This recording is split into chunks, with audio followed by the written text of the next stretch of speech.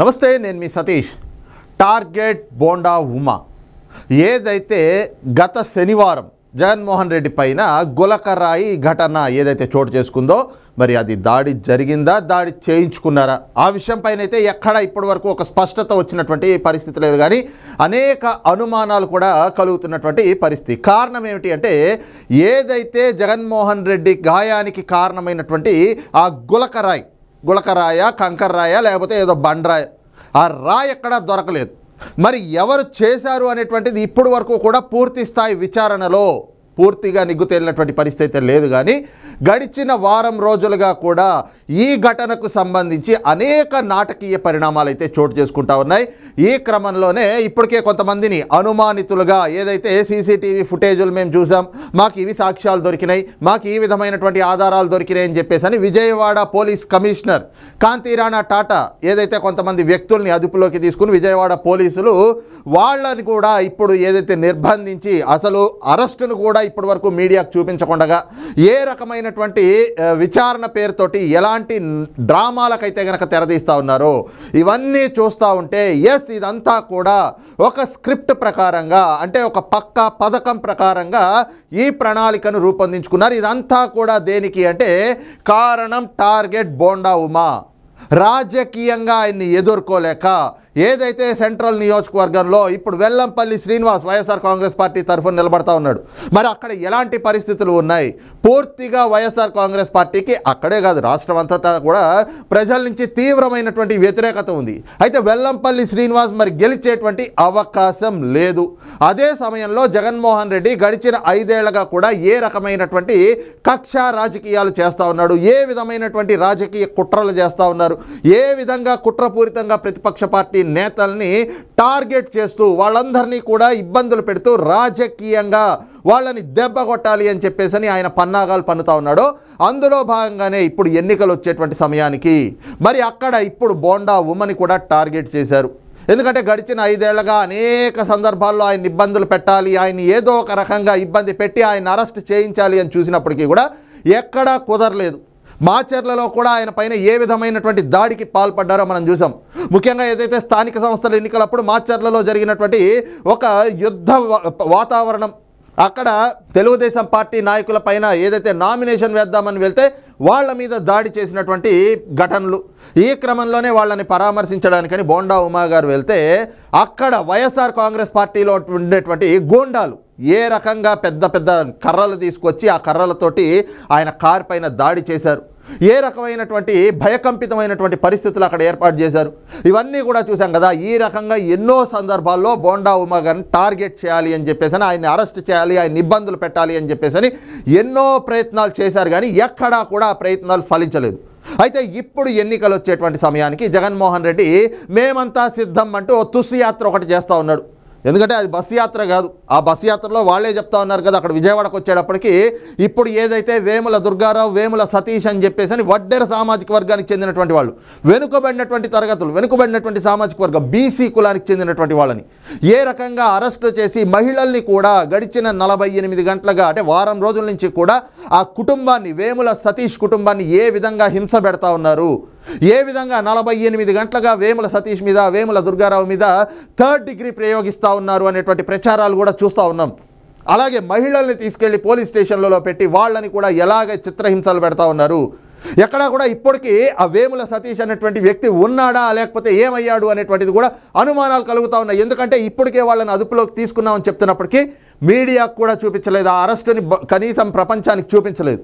మరి చూపించకుండా ఏం చేస్తున్నారు? ఇవన్నీ కూడా అనేక అనుమానాలకి దారితీస్తున్నటువంటి పరిస్థితి. కారణం ఏమిటి అంటే 2019లోనే మనం చూసాం కదా, జగన్మోహన్ రెడ్డి ఆ రోజున సానుభూతి కార్డు కోసం ఒక అమాయకుడు దళిత బిడ్డ శ్రీనివాసరావు, కోడికత్తి శ్రీను, ఈ రోజున కోడికత్తి అతని ఇంటి పేరైపోయింది. ఆ రోజున కోడికత్తి డ్రామా ఆడి ఆ రోజున ఒక దళితుడిని బలి చేశారు. 5.5 ఏళ్ల పాటు ఆ దళితుడు జైల్లో మగ్గిపోయినటువంటి పరిస్థితి. అతని జీవితం మొత్తం అంతా కూడా నాశనం అయిపోయింది. ఆ రోజున అదంతా కూడా దేనికి చేశారు అంటే జగన్మోహన్ రెడ్డి తన రాజకీయ లబ్ధి కోసం చేసినటువంటి అదొక డ్రామా, అదొక పన్నాగం, అది నాటకం. ఇవన్నీ కూడా బహిర్గతమైన 5 ఏళ్ల జగన్మోహన్ రెడ్డి పరిపాలన చూసేటప్పటికి ఇప్పుడు మళ్ళీ ఎన్నికలు వచ్చినాయి, మళ్ళీ ఏదో ఒక డ్రామా చేయాలి. ఎందుకంటే ప్రజలు చీదరించుకుంటా ఉన్నారు జగన్మోహన్ రెడ్డిని. అందుకని చెప్పి ఇప్పుడు ఈ గులకరాయి డ్రామాకు తెరలేపాడు. ఈ డ్రామాలో ఒక బీసీ కులానికి చెందినటువంటి, ఒక వడ్డెర సామాజిక వర్గానికి చెందినటువంటి ఒక బిడ్డ, మైనర్ బాలుడు ఎవరైతే వేముల సతీష్, వేముల దుర్గారావు, వీళ్ళని ఈ రోజున బలి చేస్తూ వాళ్ళందరి ద్వారా కూడా లబ్ధి పొందాలి అని చెప్పి జగన్మోహన్ రెడ్డి ఆ గులకరాయి డ్రామా ఆడుతూ ఉన్నాడు. అయితే మొదటి నుంచి కూడా ఈ అంశాన్ని ఏదో ఒక రకంగా రాజకీయంగా తమకు అనుకూలంగా మార్చుకోవాలి అని చెప్పేసి అధికారాన్ని అడ్డం పెట్టుకుని జగన్మోహన్ రెడ్డి చేస్తున్నటువంటి కుట్రలకి ఈ రోజున పోలీసులు కూడా, విజయవాడలో ఉన్నటువంటి పోలీసులు కూడా పూర్తి స్థాయి సహకారాన్ని అందిస్తున్నట్లుగా అయితే జరుగుతున్నటువంటి పరిణామాలు చూస్తే అర్థమవుతా ఉంది. కారణం ఏమిటి అంటే జగన్మోహన్ రెడ్డి ఇదంతా చేసింది దేనికి అంటే అక్కడ తెలుగుదేశం పార్టీ బలంగా ఉంది ఆ నియోజకవర్గంలో, మరి వైఎస్ఆర్ కాంగ్రెస్ పార్టీ ఓడిపోబోతా ఉంది. మరి అక్కడ ఈ రకమైనటువంటి డ్రామా సృష్టిస్తే ఖచ్చితంగా దీన్ని ప్రతిపక్షాల మీద తోయొచ్చు, ప్రతిపక్షాల మీద తోసి అది తమకి అనుకూలంగా మార్చుకోవచ్చు అనుకున్నాడు. కానీ జగన్మోహన్ రెడ్డి ఈ రోజున జనాల మధ్యన ఎర్రిపప్పు అయిపోయాడు. ఎస్, ఎందుకు అంటే ఒక ముఖ్యమంత్రిగా ఉన్నాడు, అతని మీద దాడి జరిగింది అంటే అదంతా కూడా ఎవరి వైఫల్యం కింద ఉంటుంది? తన ప్రభుత్వమే కదా. నీ ప్రభుత్వంలో నీ పోలీసులు, నీ చెప్పు కింద తేళ్లులాగా పనిచేస్తున్నటువంటి పోలీసులు, ఇంత 1300 మంది 1500 మంది పోలీసుల్ని నువ్వు పహారా పెట్టుకున్నావు, 100 మంది మహిళా పోలీసులను పెట్టుకున్నావు. ఎంతకాలం అంటే తాడేపల్లి ప్యాలెస్లో కూర్చుని ప్యాలెస్ మహారాణిలాగా ప్యాలెస్ దాటి బయటకు రాలేదు జగన్మోహన్ రెడ్డి. కాకపోతే ఇప్పుడు ఎన్నికలు కదా, మరి ఓట్లు అడుక్కోవడానికి రావాలి కదా. అందుకని చెప్పి కొత్త బిచ్చగాడు అవతారం ఎత్తి ఈ రోజునైతే కనుక రోడ్లెక్కి ఈ రకమైనటువంటి డ్రామాలు చేస్తూ ఇంతమంది 1500 మంది పోలీసుల పహారా, 5 అంచెల భద్రత ఉంటే ఇంత భద్రతను కూడా దాటుకుని జగన్మోహన్ రెడ్డి మీద దాడి జరిగింది అంటే అది అసలు ఎవరైనా కూడా నమ్మశక్యమైనటువంటి విషయమా? అయినా కూడా దాడి అది ఆయన చేయించుకున్నాడు అన్నటువంటి అనుమానాలే ఎక్కువగా ఉన్నాయి. కానీ ఆ దాడి నిజంగా జరిగిందే అనుకుంటే కూడా ఆ వైఫల్యం ఎవరిదవుతుంది? జగన్మోహన్ రెడ్డిది అవుతుంది. ఎందుకంటే చేతగాని పరిపాలన అంటారు జనాలు. ఎందుకంటే నీ పరిపాలన నీకు చేతనైతే గనక, మరి నీ పోలీస్ వ్యవస్థ సరిగ్గా ఉండుంటే గనక ఆ దాడి జరిగేది కాదు కదా. మరి నీ పాలనలో నీ మీదే దాడి జరుగుతూ ఉంటే ఇంకా నువ్వు ప్రజలకు ఏం రక్షణ కల్పిస్తావు? ఇవన్నీ కూడా అనుమానాలు కలుగుతూ ఉన్నాయి. కానీ ఏదైతే గడిచిన వారం రోజులుగా, ఇప్పటికి వారం రోజులు అవుతోంది ఈ ఘటన జరిగి, ఇప్పుడు వరకు కూడా ఏమిటి అసలు దీని వెనకాతలు ఉన్నటువంటి కుట్రకోణం అనేటువంటిది విచారణలో ఎక్కడా పోలీసులు నిగ్గతేర్చలేదు. కానీ నిన్నటి నుంచి చూస్తే బోండా ఉమని టార్గెట్ చేసినట్టుగా విజయవాడ పోలీసులు వ్యవహరిస్తున్నటువంటి తీరు చూస్తే మాత్రం ఆయన్ని ఖచ్చితంగా ఈ కేసులో ఇరికించి ఆయన్ని అరెస్ట్ చేయాలి, అరెస్ట్ చేసి రాజకీయంగా ఆయన్ని దెబ్బ కొట్టాలి అనేటువంటి జగన్మోహన్ రెడ్డి కుట్రకి పోలీసులు కూడా తమ సంపూర్ణ మద్దతుని, తన సంపూర్ణ సహకారాన్ని అందిస్తున్నట్లుగా కనిపిస్తూ ఉంది. ఎందుకంటే నిన్న ఉదయం బోండా ఉమా గారి ఇంటి దగ్గరికి 2 పోలీసులు వెళ్ళారు. సరే, ఏదో నామినేషన్ వేయడానికి ఆయన వెళ్తున్నారు కదా, మరి ఆయనకు బందోబస్తుగా పంపించారేమో అనుకున్నారు. 1 గంట తర్వాత మళ్ళీ 4 పోలీసులు, ఆ తర్వాత ఒక 60 మంది పోలీసులు. మరి జరుగుతున్నటువంటి పరిణామాలన్నీ చూసి బోండా ఉమా గారికి కూడా అనుమానం వచ్చింది. వెంటనే ఆయన ఏదైతే ఆ సింగ్ నగర్లో ఉండేటువంటి తన కార్యాలయానికి వెళ్ళారు. ఆ కార్యాలయానికి వెళ్ళేటప్పటికి అక్కడికి టాస్క్ ఫోర్స్ ఏసీపీ అని చెప్పి ఒక అధికారి రావడం, ఆయన వెంట 100 మంది పోలీసులు అక్కడ మోహరించడం, మరి జరుగుతున్నటువంటి పరిణామాలన్నీ చూసి కూడా బోండా ఉమా గారి అరెస్ట్ అనేటువంటి ఒక ప్రచారం బయటకు రావడంతో వెంటనే అక్కడ ఉండేటువంటి అన్ని డివిజన్లలోంచి దాదాపు 1500 మంది తెలుగుదేశం పార్టీ కార్యకర్తలు, నాయకులు అందరూ కూడా పార్టీ కార్యాలయం దగ్గరికి చేరుకుని ఏదైతే బోండా ఉమా గారిని అరెస్ట్ చేస్తారనేటువంటి అనుమానంతో వాళ్ళు అక్కడ ఉన్నటువంటి వైసీపీ అభ్యర్థి వెల్లంపల్లి శ్రీనివాస్కి వ్యతిరేకంగా ఆయన అక్కడ నినాదాలు చేయడం, ఈ క్రమంలోనే బోండా ఉమా గారిని అక్కడి నుంచి ఏదైతే తన పార్టీ కార్యాలయం వెనక వైపు నుంచి తప్పించి ఆయన్ని తీసుకువెళ్ళిపోయినటువంటి పరిస్థితి తెలుగుదేశం కార్యకర్తలు. అయితే నిన్నటి నుంచి ఈరోజు ఉదయం వరకు కూడా బోండా ఉమా గారు అజ్ఞాతంలో ఉన్నారు. కారణం ఏమిటి అంటే మరి ఈ రోజున పోలీసులు వ్యవహరిస్తున్నటువంటి తీరు, ఎక్కడైనా కూడా పోలీసులు అంటే తెలుగులో చెప్పుకుంటే రక్షక భటులు, కానీ ఈ రోజున ఆంధ్రప్రదేశ్లో జగన్మోహన్ రెడ్డి ప్రభుత్వంలో పోలీసులు ఎలా ఉన్నారు? భక్షక భటుల్లా ఉన్నారు. ఒక ఐఏఎస్లో ఐపీఎస్లు చదువుకున్నారు, మంచి ఉన్నతమైనటువంటి చదువులు చదువుకొని మంచి బాధ్యత కలిగినటువంటి పోస్టులో ఉంటూ ఈ రోజున పోలీసులు ఎట్లా వ్యవహరించాలి? పోలీసులు అంటే పబ్లిక్ సర్వెంట్స్, ప్రజలకు సేవ చేసే విధంగా ఉండాలి. కానీ ఈ రోజున ఆంధ్రప్రదేశ్లో పోలీసులు ఎలా అయ్యారు? పొలిటికల్ సర్వెంట్స్లా తయారయ్యారు. అధికార పార్టీ నేతలకి కొమ్ము కాస్తూ ఉన్నారు. వాళ్ళకి పాదాక్రాంతమైపోయి ఆ పార్టీ కండువా కప్పుకున్నటువంటి కార్యకర్తల్లా వ్యవహరిస్తూ ఉన్నారు. ఈ రోజున Vijayawada commissioner IPS Kantirana Tata, IPS చదువుకున్నటువంటి వ్యక్తి, ఎంత హుందాగా వ్యవహరించాలి. కానీ జగన్మోహన్ రెడ్డి ఏవైతే కుట్రలు చేస్తూ ఉన్నాడో ఆ కుట్రలన్నింటినీ కూడా ఈయన అమలు చేస్తూ ఉంటాడు, వాటన్నిటినీ కూడా ఈయన ఎగ్జిక్యూట్ చేస్తాడు. ఈ క్రమంలోనే అసలు రాయి దొరికిందా? జగన్మోహన్ రెడ్డి మీద దాడి జరిగినటువంటి రాయి దొరికిందా? మరి ప్రైమా ఫేసి అది ఉండాలి కదా, అవి దొరకలేదు. రాయి దొరకలేదు, ఆధారం లేదు, ఎవరు చేశారనడానికి సాక్ష్యం లేదు, ఏమీ లేకుండా వేముల దుర్గారావు, వేముల సతీష్ ఇంకొంతమందిని అరెస్టులు చేసి వారం రోజుల నుంచి వాళ్ళని అరెస్టు కూడా చూపించకుండా ఏ విధంగా కుటుంబాన్ని వేధిస్తూ ఉన్నారు. దానిపైన బోండా ఉమ గారు మాట్లాడుతూ ఉన్నారు.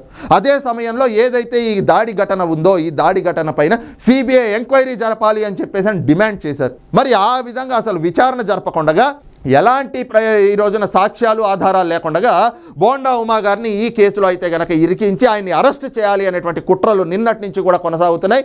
అయితే ముఖ్యంగా ఇదంతా కూడా ఏమిటి అంటే అక్కడ వెల్లంపల్లి శ్రీనివాస్కి ఎదురుదీత. ఎందుకంటే అక్కడ వైసీపీ గెలిచేటువంటి పరిస్థితులు లేవు. బోండా ఉమా చాలా బలంగా ఉన్నాడు. మరి రాజకీయంగా తెలుగుదేశం పార్టీని దెబ్బ కొట్టాలి అంటే ఏం చేయాలి? ఈ రోజున బోండా ఉమాని ప్రచారం చేసుకోనివ్వకూడదు, ఆయన్ని ప్రజల్లోకి వెళ్ళనివ్వకూడదు.